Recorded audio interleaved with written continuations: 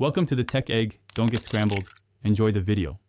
In this video, I will explain how to create public groups on Instagram using broadcast channels.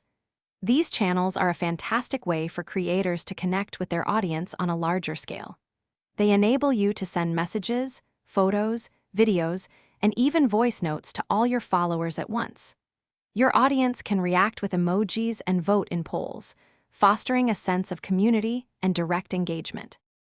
To begin, open your Instagram app and navigate to your direct messages inbox, typically found by tapping the paper airplane icon. Next, tap the compose icon in the top right corner, as if starting a new message.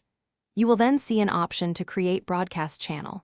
Select this, then give your channel a unique name and a short description to inform followers about its purpose. Once your channel is created, it is time to invite your audience. You can easily share a Join Channel sticker in your Instagram stories, making it simple for followers to tap and join. Also, consider pinning the channel link to your profile for ongoing visibility.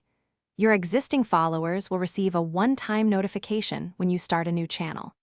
Keep them engaged by posting varied content, from quick text updates to interactive polls. Managing your broadcast channel effectively is key to a thriving community.